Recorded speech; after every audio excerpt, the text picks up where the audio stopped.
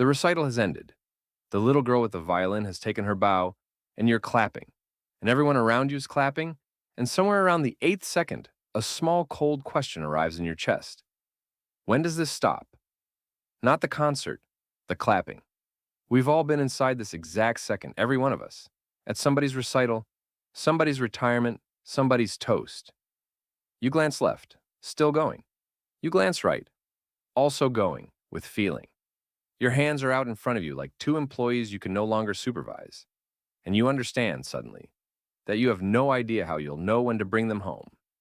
You didn't decide to start, and you won't decide to stop. Somebody else will, and you'll find out when everyone does. Hold that thought about deciding because it's the whole film. Applause feels like a verdict, our own personal review of the performance, delivered by hand. It behaves like weather. It rolls in from somewhere behind you, it sits over the room for as long as it happens to sit, and then it moves on, and no single person in the room is in charge of any part of it, which is a strange property for a verdict to have. Somebody finally measured this, and the measuring is recent.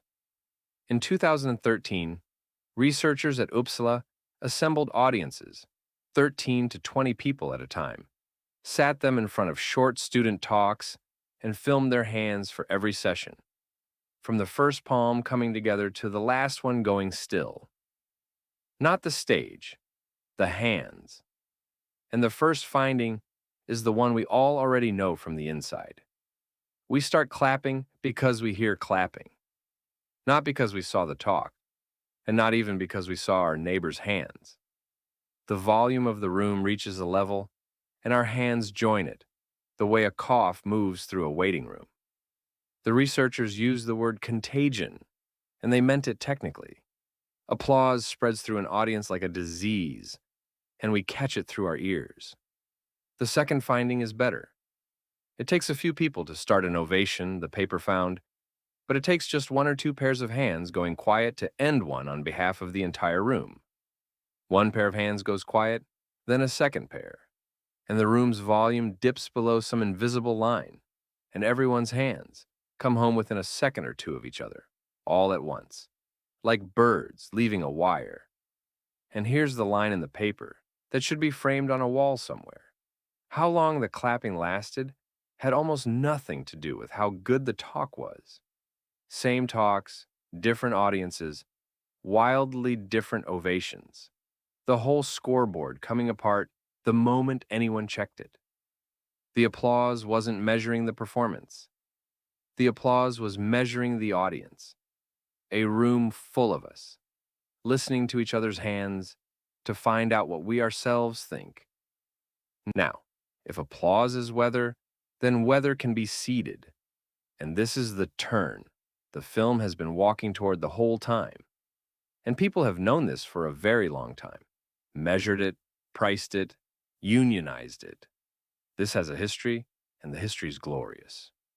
Rome first, because the oldest version on the record is also the largest.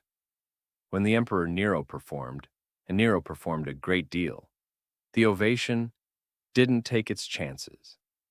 5,000 of his soldiers greeted the performance with a chanted encomium, 5,000 voices, in rhythm, on cue.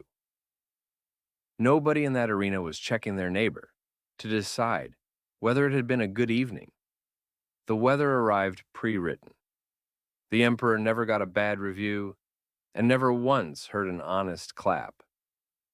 Paris took the idea and gave it a business model. In 1820, this is on the record, an agency opened in Paris to rent out applause, paid audience members, called the claque, from the French for clap. A theater manager placed an order the way you'd order coffee for a meeting. So many clappers, Thursday night. And the claque came itemized, a menu of reactions, each with its own job title. The commissaire who memorized the piece and pointed out its best moments to strangers between acts. The rieur, hired to laugh. The pleureur, usually a woman, hired to weep into a handkerchief at the sad parts. The chatouilleur, the tickler, hired to keep the mood up. And the bisseur, hired to shout encore until there was one.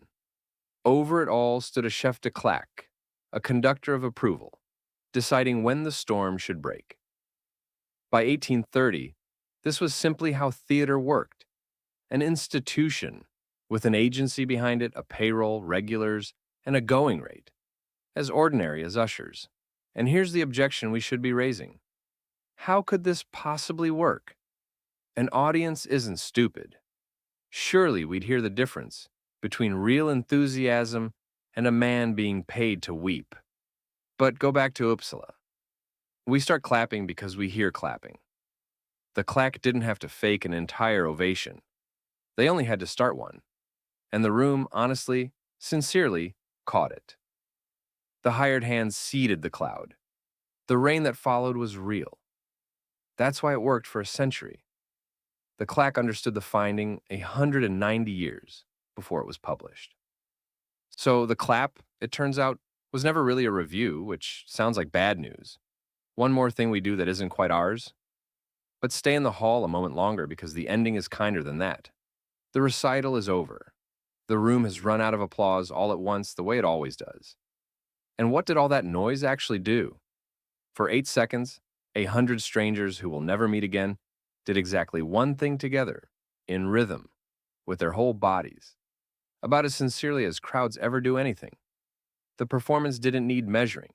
The room needed joining. That's what our hands knew that we didn't. They weren't grading the violin. They were finding the other hands. So next time when the question arrives in your chest, when does this stop? You already have the answer.